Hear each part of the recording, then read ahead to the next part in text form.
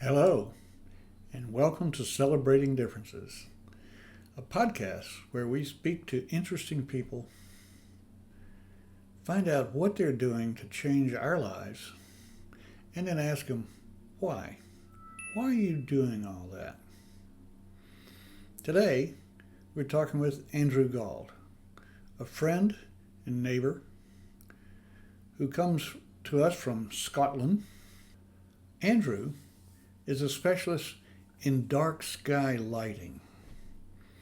And we dug in a little bit as to what that means and why it makes a difference and why he does that. Andrew's married, has children, and I met him when he showed up at a Tai Chi class in the neighborhood. Andrew's an interesting guy. Let's go hear what he had to say. Okay. How are you, Andrew? Good, thank you. Is it Ty or is it Preston?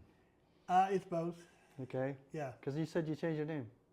Well, I've changed it while a couple back. of times, Yeah. but it's, when Ani met me, she thought all my name was Stuffy, so she That's called me right. Ty. And so in the neighborhood, I tend to be Ty, but professionally, before that, I was Preston Right. for since 1987. Anyway, so you've never changed your name, huh?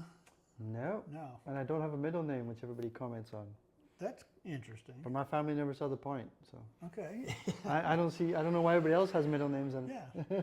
Well, in a lot of families, mine is one of those. The middle name reflects the mother's family, typically. Yeah. And that name would come down through that side. Yeah. But it goes back, in my case, 4 generations, because first Walter Preston Tyree Yeah. is my great-grandfather. Yeah. It's a long way back, Well, if I'd taken your system there, I would have been a McDougall. Okay. That'd be my middle name. So my mother was a McLeod. Yeah. Yep. I knew a few McLeods growing up. Cheers. So Andrew, we're going to talk, and I'd like to start with, from your accent, you probably didn't grow up in South Texas somewhere. No. So you're from Scotland, and where in Scotland? It's a little town called Camlin, which is close to a little town called Falkirk, which is close to a bigger town called Stirling, which is right between Glasgow and Edinburgh, which people might have heard of. Okay. Right in the middle of Scotland, I would say. Okay. Right in the industrial belt. All right. And that goes a long way back as an industrial belt. Yeah. Edinburgh, Glasgow. Yeah, definitely. There's canals running through our town that connect the two cities, and there's a old Roman wall, it's 2,000 years old. Not much left of it. Yeah, but that wall was built to keep the Scots out, right? Yeah. They felt a little bit threatened, yes. Yeah. There's two walls. This is one of them. This is Antonine, not the other famous one is one. Hadrian's, right? That's right. That's more famous. Yeah. Okay. So when were you born? 1966. 1966. Okay. Yeah. And how did you get to the United States? So I was working in Athens, Greece, and I met a lovely girl from Houston, Texas. And I had no idea Texans love Texas so much. And after a few years of boyfriend, girlfriend, and then being married, I could tell that Europe wasn't doing it for her, so we moved to Texas. Okay. Athens is pretty nice. Yeah, it's nice, it is. So we're just back there in the summer. We go back a lot and see friends, so Okay. we've got the best of both worlds. Good. Good. Where'd you go to school? If you were working when you met your wife, you were already working. That means you've been through a lot of school and Yeah. college and university. Yeah, initially I was an engineer, like a lot of good Scots. My dad was an engineer. His dad, I think, was a draftsman. I was in the aircraft industry. I ended up in Sweden for a while. Sweden, I went back to college and I studied design. And from there I became a lighting designer. And that's what I was doing in Athens. I was working with lighting design. Okay. So how'd you find the company you're with now? When you knew you were coming back to Texas, you figured, I got to find a job? Yeah, there's a lot of companies sell lights all over the world. And one of them is in San Antonio called Lucifer Lighting. Okay. And I got in touch with them to see if they knew any lighting designers. And they knew my boss, Okay. who sat on my CV for a year. Didn't do anything. And then finally he called, and yeah, we've been together about 11 years now. Yeah, okay. So it's good. It's the longest I've ever had a job with this Yeah. guy. Well, you're young yet. Yeah. Working on it. Well, I don't know, I'm 60, so we'll see. Yeah. Yeah, maybe my next job will be the longest. When did you get married? 2009? 2009. Second time 2009. First time was 93, I think. Okay. 91? Okay, Andrew. You know how it goes. Yeah. Yeah, Okay. that one didn't last long. I was only in my 20s. Okay. Yeah. It took me a good 20 years to find the right woman The right one. Okay. and have kids. So I have 2 very young kids now, for my age. Yes. Yes, you do. You have young kids for your age. So you're a lighting designer, and one of the things that I saw on the website for Oldner Lighting is that you do dark sky. Hmm. And is that a specialty for you? Yeah, definitely it's special for... There's not many lighting designers who work with that. They're mostly to bring out an architect's or developer's vision, which is not the same as dark sky lighting. If you're downtown Austin, or Dallas, you typically want something that people notice. It's kind of showing off and advertising, not just your presence, but maybe something to do with your character. Whereas if you're thinking of dark sky, it's the complete opposite. You're trying to hide all your lights. Okay. And not disrupt anybody around you or any of the wildlife, and minimize sky glow so that astronomers can still hopefully see something up there. Well, people can look up and see stars. Yes, Yeah. that's the goal. Which is hard in this neighborhood at times. Yep, yep. Where we are, we have a great view of the southern sky, and if the moon's not up, typically I can see 1 planet and 3 or 4 stars, Mm-hmm. and that's it. Mm-hmm. Some nights it's a little bit better, but we get so much glow off the city. Yeah, yeah, and even in the hill country, there's a lot of glow coming off the cities. So. Oh, we were recently out in the hill country at an Airbnb, way out in the country, dirt roads to get there. Yeah. And we walked outside and it was like, wow. Oh, you got some good. Yeah. Good, yeah. Yeah. Good. It wasn't light for a long way. Yeah. Well, they're trying around, particularly around Enchanted Rock, they're trying to build some dark sky reserves. Okay. Llano and Fredericksburg and, is it Wimberley? I can't remember. The 3 cities, it's like a triangle around them, and they're all enforcing their ordinances Okay. to help with the Around park. Fredericksburg, probably. Yeah. Yeah. And some other hill country cities too, so that's good. It's good for everybody, I think. So it's also good for the earth because of the migration of birds and things. Mm-hmm. It has to have an impact. Yep, yeah, absolutely, yeah. I don't know how much they've been able to measure it, but there's definitely a huge disturbance in, yeah, wildlife in general, birds especially, maybe butterflies too, bats. I recently worked on a project downtown where we were obviously thinking about the bats. That's awesome batch. And just all the lake wildlife really, because it was a stretch of path by the lake, which we didn't want to light, but it was a safety issue. There was some accidents in the lake, as people probably know, so some lighting is good, and we made sure it was as wildlife friendly as we can get, which is an amber light. So if you go down there, bottom of Rainy Street where it hits Ladybird Lake, there's a stretch with amber lighting on it, which is scientifically proven to disrupt wildlife a lot less. Oh, great. And better for people too. So. How did you get into that? Where did that start? Which lighting? Or The dark sky? Dark sky. Well, that was kind of easy because even in college, I started to feel bad about all the unsustainable products of my work. All the products that we specify, LEDs and old technology lighting with mercury in them. It didn't feel very good being involved in that industry, but I thought, well, if I am in there, maybe I could do some good. Since I've spent all this time and money and energy getting to where I am, maybe I could do some good. So I started to look around for other people who were interested in dark sky, and one of the things that happened when I came to Texas was I also met a powerhouse in dark sky. She's called Cindy Longo Cassidy, and she's the president of the Texas Dark Sky Association. Okay.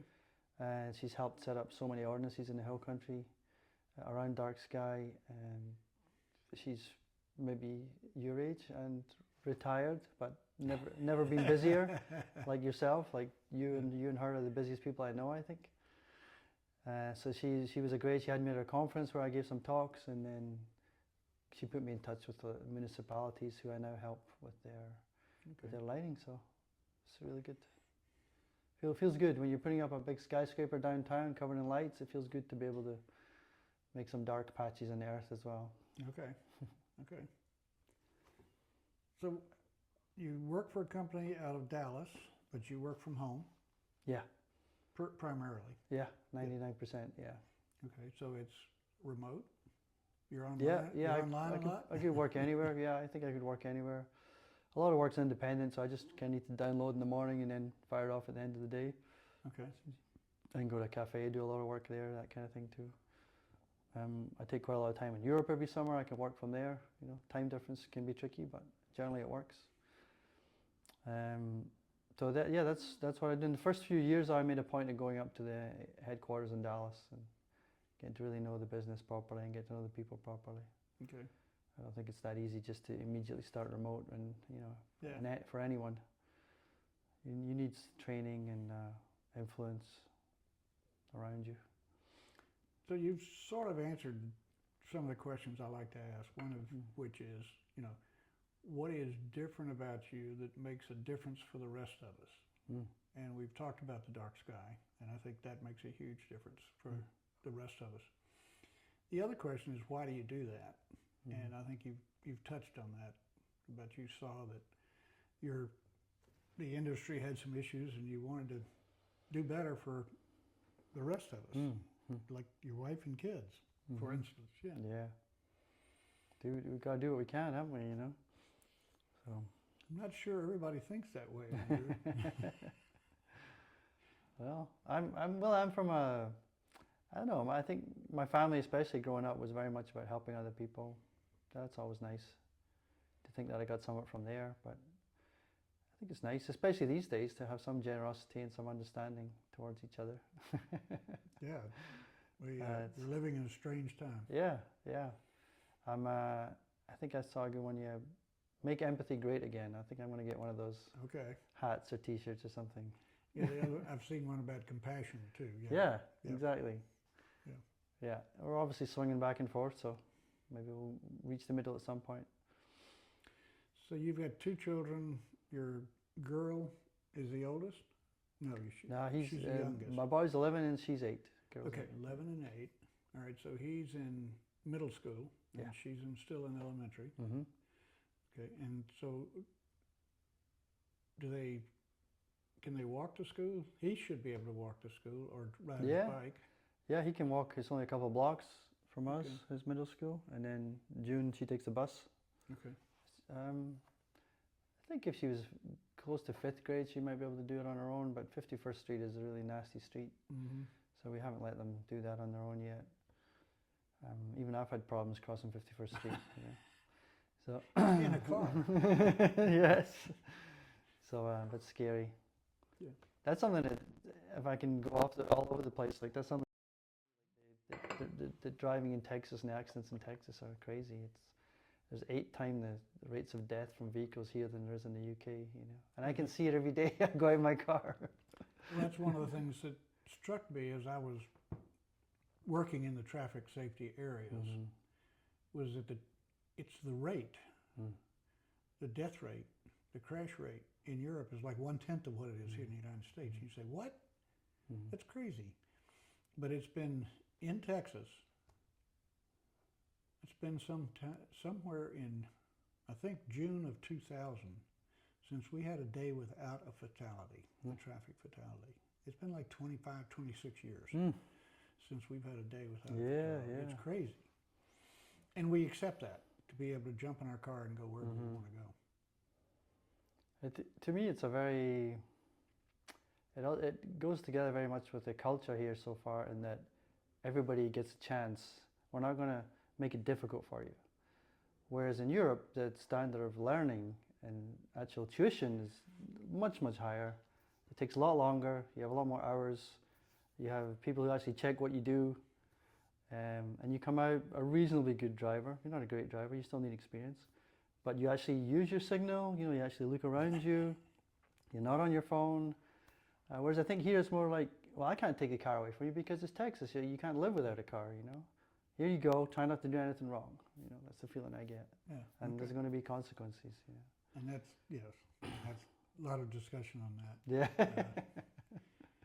So one of the things that struck me in Europe was every child has bicycle safety training, basically, which means that every driver has had bicycle safety training, which changes the dynamic completely of cars, of drivers around cyclists. Yes. Yeah, and it just struck me when I was in Europe that it's like, okay, I can ride here anywhere. I have no problem riding anywhere in the cities I was in. And in Asia, it's that way as well. Yeah, I can imagine. Yeah. Well, I remember I lived in Gothenburg in Sweden a long time, and there was just psychopaths everywhere. I cycled all the time, all weathers, because they just sand the ice, so you can still cycle. Yeah. And I still made so many mistakes around pedestrians, and then when I drove, I made so many mistakes looking for bicycles. Even though I have done all three of those, you know, I've walked, I've cycled, and I've driven. You just got to be aware, you know, all the time. You just got to pay attention. That's I think that's the number one. Yeah. Just pay attention. Pay attention. And I hope your experience, you know, pays off. So yeah, it's good that everybody has training, but you just have to stay on the ball. Yeah. When did you get to Texas? 2013. 2013. August 1st. What's the first big thing that you were shocked at? Oh, well, that's when I moved here. I'd been visiting since 2007. Oh, okay. And then, yeah, the first shocker there was coming into Houston. I'd never been to Texas before. Didn't really know anything about Texas. And there was just green trees as far as the eye could see. It was nothing like the John Wayne movies with the desert and the Devil's Towers that I thought might be in Texas. And my wife couldn't ride a horse. You know? Oh, no. Stereotypical stuff, you know? Like I don't normally have a kilt on. Yeah. I mean, you maybe do. So yeah, that kind of stuff. And how big it was, just immense, just so big. Drive. We laugh about Texas in that from Brownsville to El Paso is half the way to Los Angeles. And it's a day, almost. Yeah. And when you look at the mile marker and it says 800 miles, you know, you say, what the hell is that? Yeah. So it is a big state, and there's a lot of different pieces here. The geography, there's like 5 or 6 different geographical areas, and we're in one of them here in Austin with the Balcones Fault, right over here to the west. Yeah. Where you get up into the plateau pretty quickly when you go west from here, and that's very different than Austin. Yeah.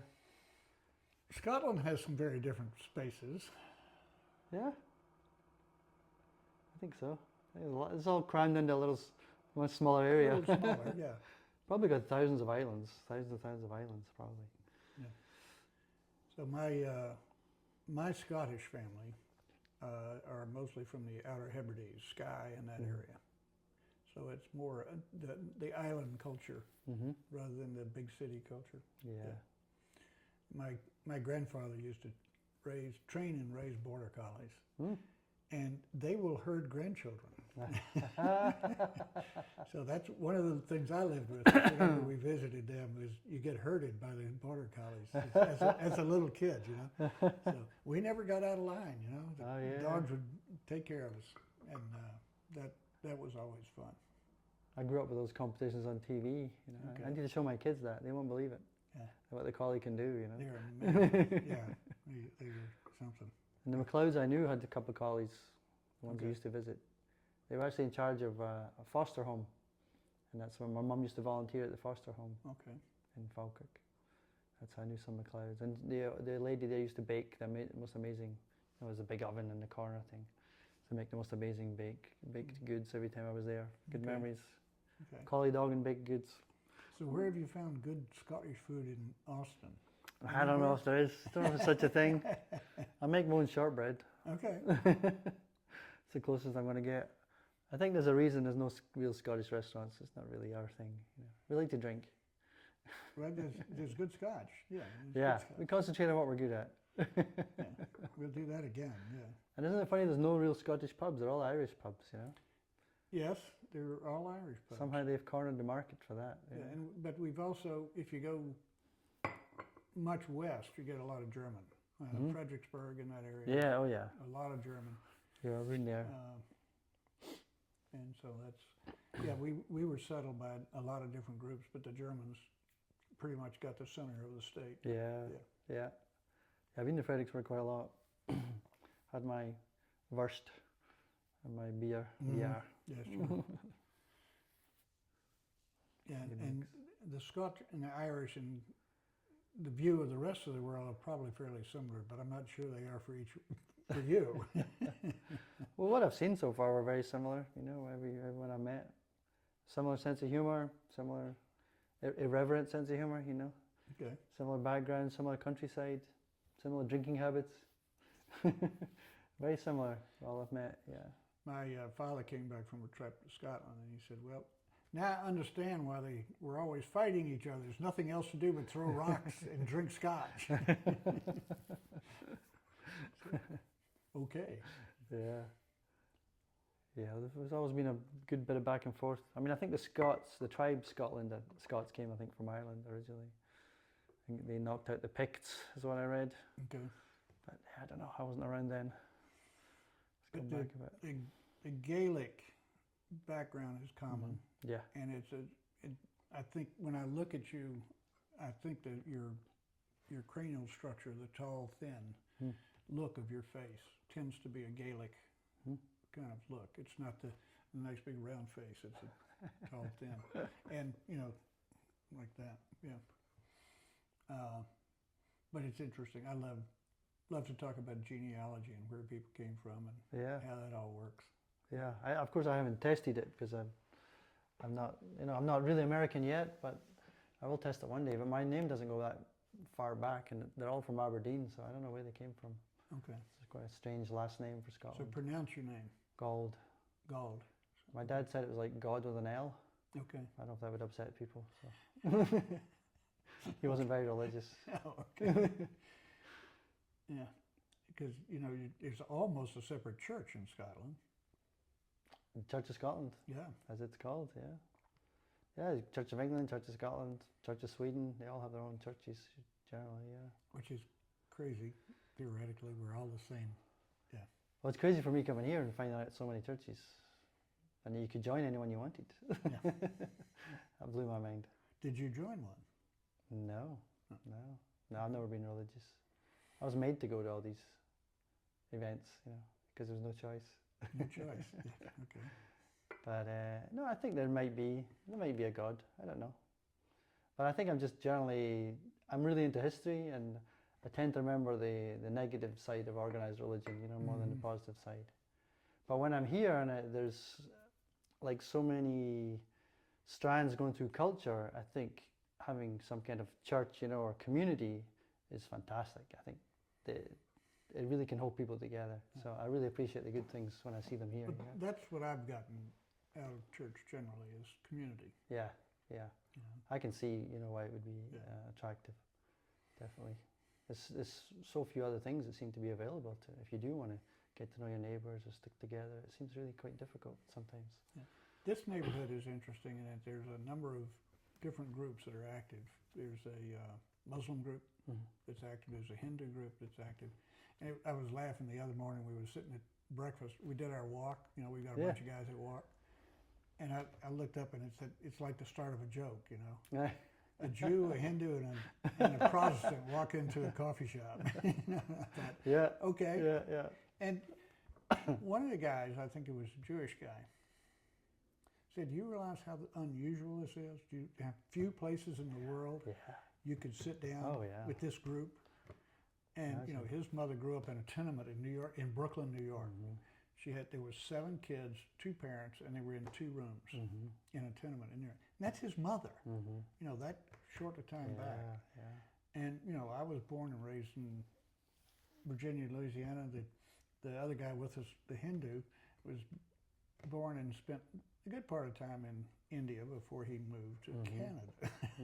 Yeah. And then got married, and he's, you know, married to a Canadian, and is now living here and with grandchildren and kids and stuff like that. But just the 3 of us had come in from, you know, different places. Definitely. Yeah. Other than United Nations, you wouldn't generally see that. And then, you know, if you look at Miller, I think I like to say it in a demographer. The city demographer actually lives in Miller. Yeah. And I said one time, you know, this is one of the most diverse neighborhoods in Austin. She said, oh, no, it's not. It's just mostly white. I said, yeah, but most neighborhoods in Austin will have white and black, or white and Latina, or white and something. Yeah. We have white and everything. Yeah. You know. And she said, well, yeah, I guess we do. So we've been very pleased with what we see in the demographics here. Yeah. I agree. Including guys from Scotland. Yeah, I know. Yeah. Even those guys. Annie is out with her Scottish friend today for lunch. Hazel, that you met the other night. Yeah, of course. They're having lunch together. Oh, right, that's good. So they knew each other before you did? No, we ran into Hazel here in Austin. Okay, gotcha. Not sure how we first ran into her, but she worked very hard in a nonprofit organization called the Rainforest Partnership, where they worked to get people in the rainforest sustainable businesses so they could stay in the rainforest but make a living but not destroy the forest. Yeah. So they were working that way, and she had an input into a lot of coffee situations, which you would expect in the rainforest. Yeah. And Ani at one time was looking at creating a coffee brand, you know, so yeah, that's how they got together. Yeah, gotcha. Yeah. What's important to you that we've missed? Don't know, I'm not that good at talking about myself, really. But you had some good questions.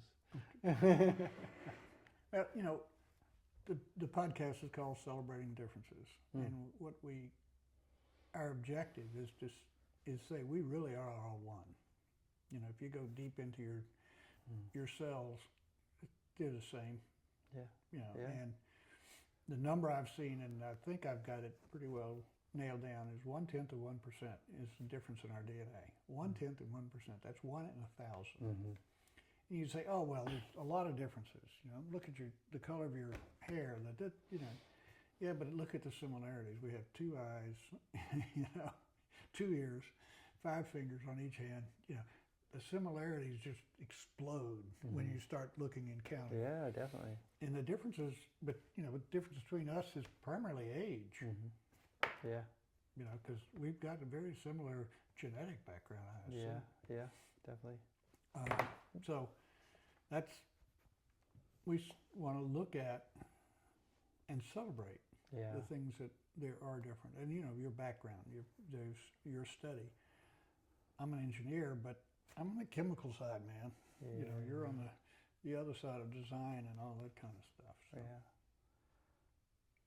Well, yeah, we all have the same, you know, we're all happy and we're all sad about pretty much the same things, I think, in the end, about our lives, our family, quality of life, you know, sicknesses. We're all the same in the end. These things move us the same way, I think. Well, I'm glad you showed up for Tai Chi. Yeah, me too, definitely. I missed it for a few weeks now, but I got to get back. I'll be in tomorrow. The kids it was too good an opportunity to miss hanging out with the kids. Oh, yeah. You know? Yeah. Might never want to know me again. I don't know. This could be the last Christmas. Well, they're getting to the point where it's, you know, time for them to think about moving on. Yeah. I had to tell the 8-year-old there's no Santa, finally. Oh, no. I know. And it's just, is that the Tooth Fairy? Sorry. Easter Bunny? Sorry. So she had a big day when she heard about all that. Oh, big change. But she seems to be reality? Okay. Yes. Yeah, okay. So what do you replace those with? Yeah. So Easter Bunny, Honesty. Santa Claus, Tooth Fairy, what do you replace that with? I think, She has to have something to believe in. yeah, so What now, is it? now she has guilt-free parents because they're not lying all the time, so that's really nice for her, I think. Okay. And she has peace of mind because she really was bothered about this big fat guy coming into her house who she didn't know, watching her sleep and putting stuff under her tree. She was really worried about that. Wow. She didn't trust that at all. Okay. So now she can sleep better. She didn't sleep a single Christmas Eve well till now. So that's nice. And then on the belief side, yeah, I don't know. I wonder, I wonder what she's going to make up now. She's definitely creative, so she can always make something of her own world around her. So that's good to know. Okay. So last thoughts? Me? Yeah. Oof. About What's next for you? what's next? Oh, Yeah. that's a great question. Yeah. Yeah, I feel like I'm getting near retirement. So does that mean I'm going to be busier or less busy? I'm not sure. So you're a U.S. citizen? Yeah. Okay. Got your citizenship papers, all that stuff. Yeah. Okay. Yeah, that's all there. Still got the British So one too, you know. You've been paying in Social Security for a long time. Hopefully that'll still be around. 10 years? Yeah. I don't know. Yeah, I'm pretty much in denial about the finances, but we'll see. I'll probably just have to keep working. I'll just keep working. But my boss, who's one of the nicest guys in the world, has said he wants it to feel like I have retired and that I'm doing it for fun. So I guess I can just keep going as long as it's still fun, you know. Okay. So what's your next birthday? Birthday's in August. And you will be? I will be 60 in August. Wow. Okay. Oh, sorry, that may be my alarm. You got a phone coming in. All right, let's call it quits here. Grab your phone. It's Yeah. right here. I think it's my alarm, sorry. Yeah. I'm going to go swimming after this. All right. It's my swimming alarm. Where are you going? Bartholomew? Bartholomew? Yeah, it's okay. heated. That's a nice pool. Yeah, and it's heated is the main thing. Well, now you don't really care about it, but when it gets cold. It's fine. Kaz and I did Barton Springs on New Year's Day. Oh, really? But Congratulations. it wasn't cold, it's nice. It's It's not just- a polar bear. It was just a no. nice, no, it was just a nice thing to do, Yeah. you know. It's Okay. a good community thing to do. What's your wife's name? Mandy, Mandy. yeah. Okay. And your children are Jack and June. Jack and June. June. Jack and June and Mandy and Andrew. Okay. I'll get to meet them sometime. Yeah, I hope so. I think I've met Mandy Don't just know. briefly one time. She did say she thought she recognized your name when I Okay. mentioned that I'd met you. What about Annie? Where's she from? Honey was born in New Jersey, grew up outside of Chicago in Winnetka, Mm-hmm. and went to school at Wisconsin. Right. Oh, quite a few places. She had a history there. Her grandfather was dean of students at Wisconsin, and for a period of time was president of the university. You know, one of the biggest dormitories there is named after him. All right. So she's got a big history in the Midwest. Yeah. But then she spent a lot of time in New York and Connecticut, Boston, that area, Wow. as she went to work Mm-hmm. and raised kids. Yeah. Wow. Because, you know, she is, in May, we will be celebrating her 85th. Oh yeah. That's So right. My she's goodness. had a history. Wow. yeah. Then you're both doing great. Oh, she's doing amazingly well. She's beginning to feel it now, though. You know, she's saying, well, maybe. But, yeah, but people look at her and say, 85? Mm-hmm. It's hard to believe. Well, it's hard to believe you're 60. We all keep young, don't we, in our Yeah. own way? We keep going. We keep moving and keep talking. Exactly. Thanks, Ty. Thank you. Yeah. So that was a good talk with Andrew. Hope you'll subscribe and keep our podcast coming to you. Looking forward to the next time. Goodbye and good luck from Celebrating Differences.